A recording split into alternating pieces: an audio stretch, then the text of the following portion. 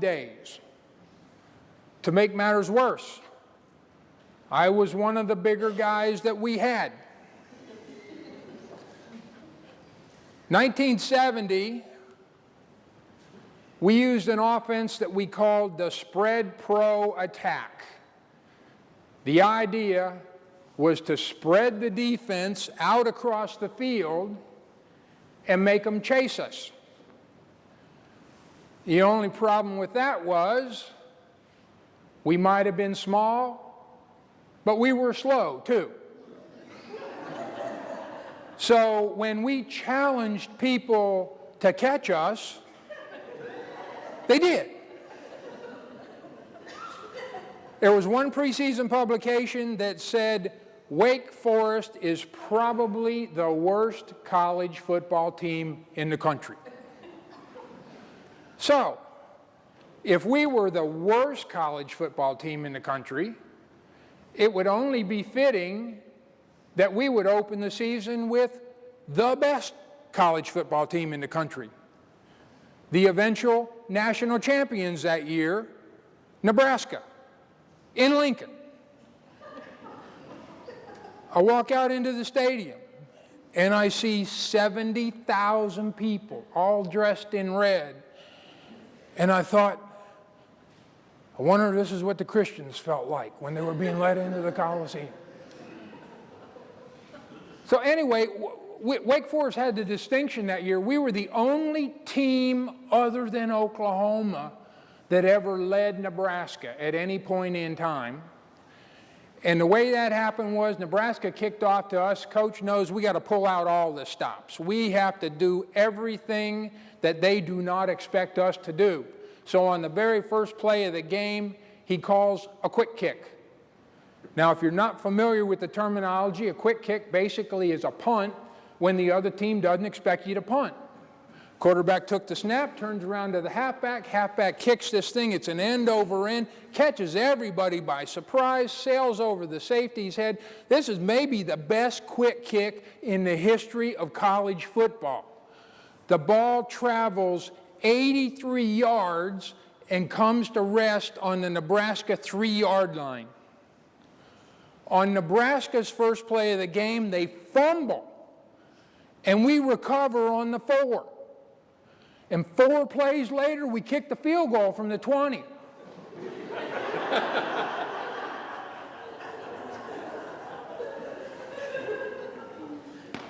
We shouldn't have ticked them off because it got ugly after that.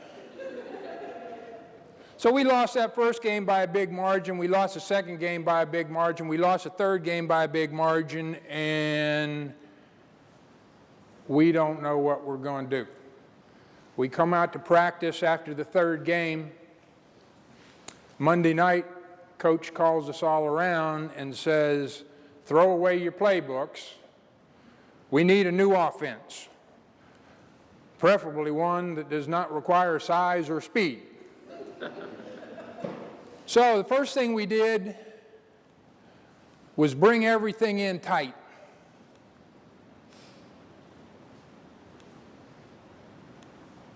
That brought the defense in tight, and that kind of negated their speed advantage because they couldn't chase us anymore. We were right there. They didn't have to chase us. Next thing we did was not block 2 people at the point of attack because we did not engage these people at all. That negated their size and strength advantage. Then we threw 3 ball carriers, 3 potential ball carriers at these 2 defensive unblocked men, and it became a shell game or a 3-card monte. These 2 guys could only cover 2 out of those 3. They had to guess which guy had the ball, and we had a quarterback that was an absolute magician at making them guess wrong. Because we didn't block 2 people at the line, we had a couple guys left over where we could double team, and even 2 little guys can slow down a big guy for a while. And every single solitary play, we gained 3, 4, 5 yards. 3, 4, 5 yards. Never more than 10, because then that speed thing came back into play. but it drove people absolutely crazy because everybody we played knew that they were bigger, faster, stronger. They knew they were better than us, but they couldn't beat us. And we rode that offense to the 1970 ACC championship. Now, the point of this story is, even if you don't have a lot of resources or a lot of horsepower, there's a whole lot of stuff you can do if you've got a good game plan. First of all, you need a basic process to analyze data, but you also need to adapt that basic process to the circumstances. This is the basic playbook, the mechanical process of analysis, and quite frankly, it's the way you would tackle any analytical problem. You accumulate information, you select certain data out of the information you've accumulated, you build relationships with that data,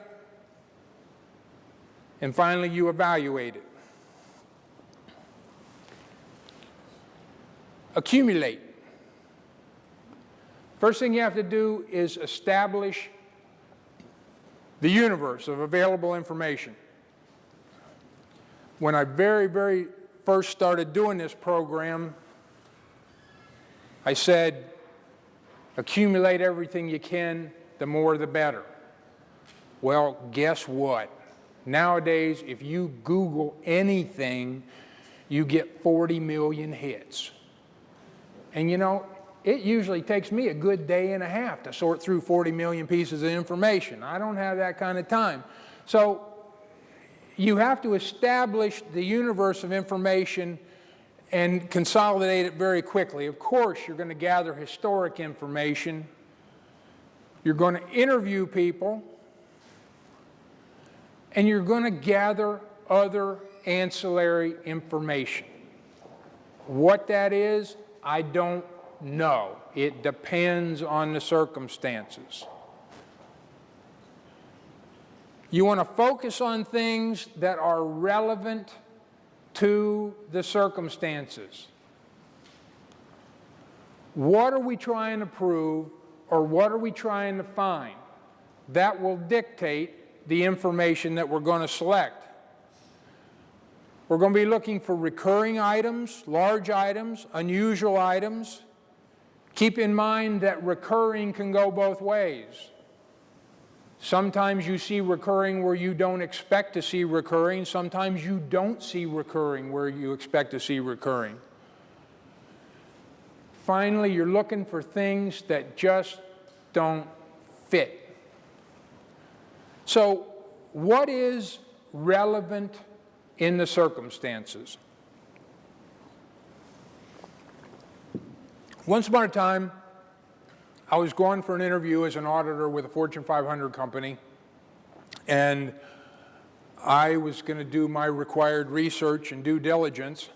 And back in those days, we had to go to a special place that was a repository of vast amounts of information and knowledge, and it was called a library.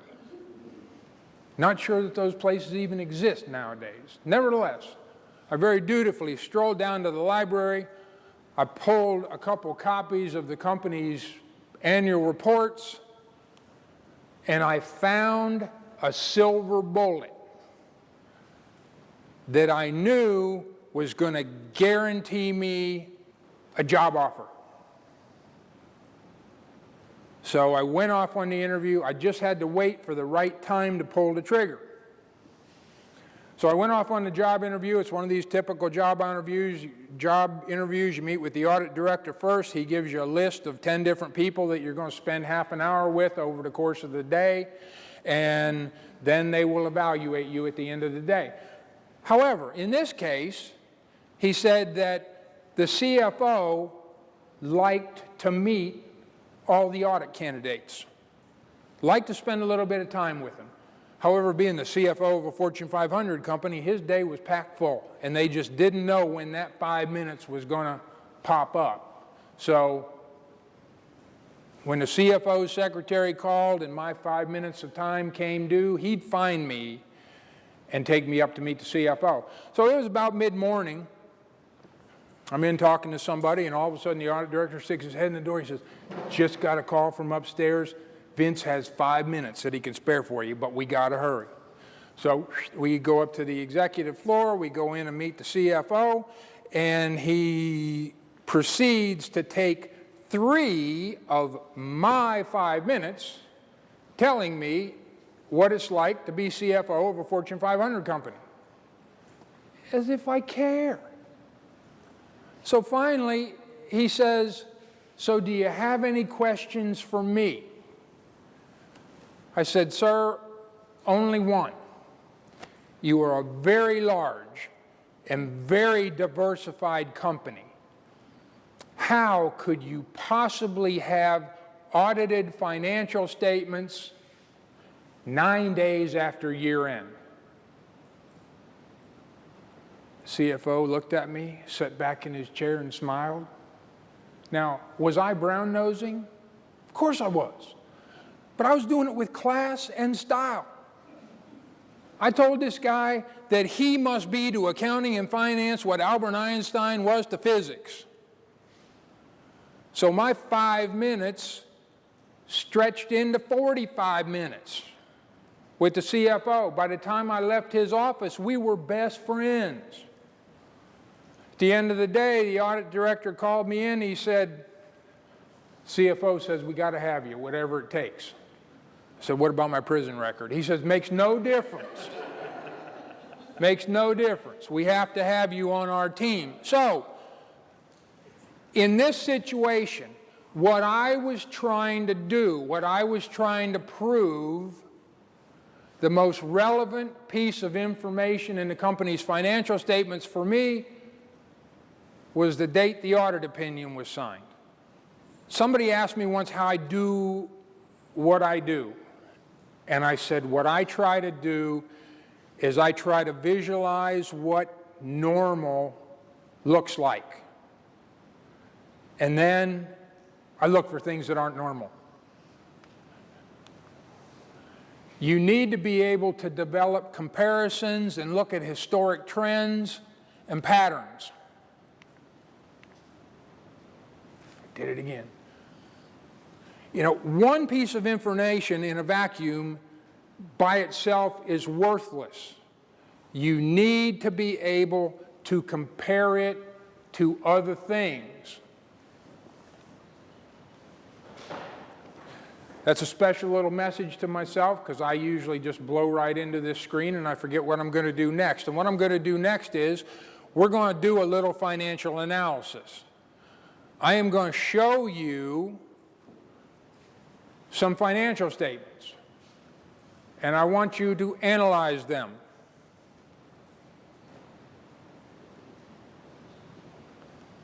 Okay, now what can you tell me about this company? Okay, y'all are numbers people. I'm a numbers person. There's no way that you got anything out of that. But let's look at the same financial information in a different format. And you're going to have the same amount of time to analyze it.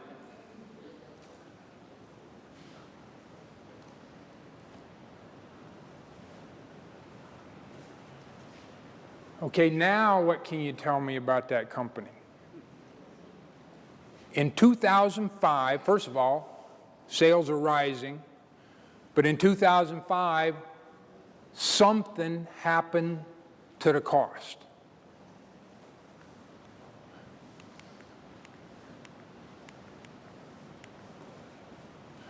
If we go back here, we can see that even though sales went up, the cost of sales went down. I'm a pictures kind of guy. This is why you look at any annual report and it's full of graphs and pie charts and things like that, because the picture can really visualize what's happening. Now, do y'all remember Cliff Notes? Okay, Cliff Notes were a little too sophisticated for me. I couldn't handle Cliff Notes. So when I was in high school and college, I did all my book reports on classic illustrated comic books. Remember one time in high school, I did Moby Dick, and I got to report back. He said, your description of Ahab and the whale was just fantastic. It was like you could see the picture in your mind. I thought, no, it was the front page of the comic book. Draw these graphs. Graph your information. Visualize your information, and it'll talk to you. Now, when we want to analyze these relationships, okay, we know that sales went up, costs went down, but we don't know why. But we want to ask the question. And we want to ask questions continually. Okay, there are 4 words that are probably most important. The 4 most important words to me in finding fraud are, I do not understand. I don't care if people think I'm not real smart. So explain it to me again. No, that still doesn't make any sense. Explain it to me again. No, I still don't like that. Explain it to me again. Okay, you got me. I stole the money. Well, no, wait a minute. Look at this. Maybe you did this. Okay, finally we do the evaluation. What is the analysis saying to us? What are the numbers telling us? What are we hearing? Is it logical?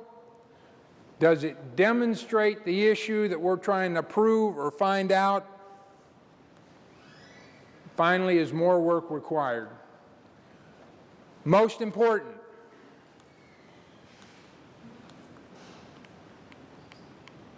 how does it feel in your gut? Does it pass the smell test? Is there something not right? Okay, now that's the objective process of analysis. It's all well and good and necessary. But we need to take it a step further. We need to have a subjective background to our financial analysis, our objective analysis. And there's 4 things I've found over the years that are very, very critical to that subjective analysis. And actually, after I did this for a couple of years, I noticed that they all start with C. So I call it the 4 C's of financial analysis. You have capital. That's the money. Capacity is a range of performance. Conditions address environmental issues, and I'm not necessarily talking about global warming here. That might come into play. But I'm talking about the circumstances surrounding your issues. And finally, character, the integrity of the people you're dealing with. Cash. Show me the money. Rule number 1 in fraud investigation is follow the money. Rule number 2 is see rule number 1. It's always, always, always about the money. How much we talking about? Is it material? Is it worth our time to pursue it? How does the money move? You're going to have to track. Hopefully, it never becomes cash, because cash is difficult to deal with. And who has access to it? That creates your suspect list. Capacity is range of performance. Is it too good to be true? Is it too big or is it too small? Are people living large? And living large can be a very subtle thing. I did a case once, it was a suspected arson, and the company asked me to go in and look at the finances of the insured. What I found was that 3 years prior, the lady had had a workers' comp claim where she received $100,000. No reason to believe that that $100,000 claim was anything but legitimate. But what I saw was that they put the $100,000 into a savings account, and very systematically over the next 3 years, they adopted a lifestyle that required them to withdraw about $3,000 a month. And very coincidentally, when that $100,000 nest egg became zero, all of a sudden their house burned to the ground. Now that in and of itself did not prove fraud, but it was one of the building blocks in the fraud case that we developed against them. Okay, conditions, environmental issues. Like I said, this is not global warming, and this is one of my favorites because it usually requires more street smarts than book smarts. I'm talking about the internal or external factors with extreme influence. Circumstances surrounding the situation. What kind of environment are we dealing in? What's the business environment here? Okay, back in 2009, I had a business interruption claim for a company whose business was ancillary to the home building industry. What do we know about the home building industry in 2009?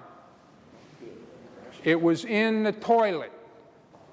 So what are the odds that a business ancillary to the home building industry was having the greatest year in its history? Probably not much. Incentives. Who gains and who loses in the situation?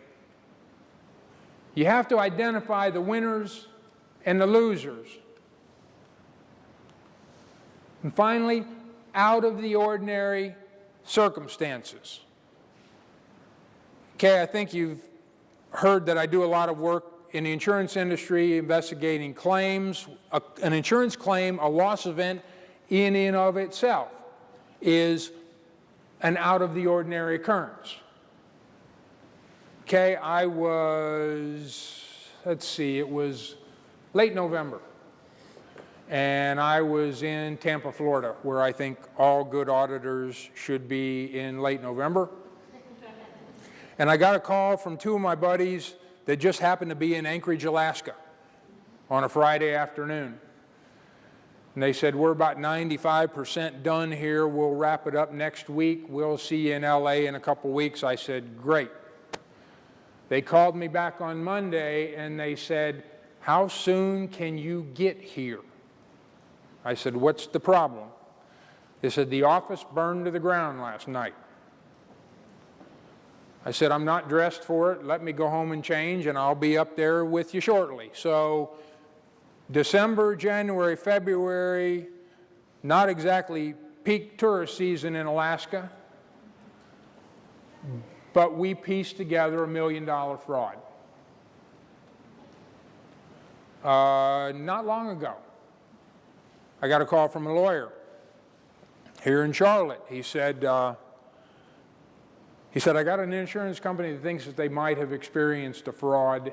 Can you do some forensic work for us? And I said, well, what makes them think that they might have experienced a fraud? He said, well, North Carolina Department of Insurance came in to do a claims audit and they couldn't find all the files. I said, what's the big deal? You know, insurance files get lost all the time. There's nothing to that. He said, well, in this case, They called the claims manager in and asked him if he knew anything about the missing files. He said, "I've got nothing to say." He stood up, walked out of the building, got in his car, drove to a small town in West Virginia, happened to be his hometown. He went to his parents' gravesite and put a 9mm bullet in his head, so the company thinks something might be wrong.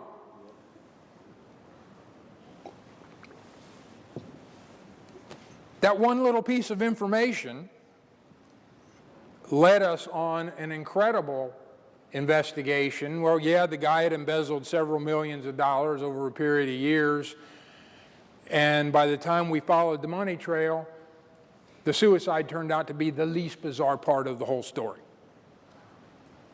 So, out of the ordinary occurrences. Character and integrity. What is the reputation of the people that you're dealing with? Are they trustworthy? Do you sense some kind of emotion? I was working on a job. We were auditing a tire wholesaler. This was one of those audits that just would not end because the client's financial records were a mess.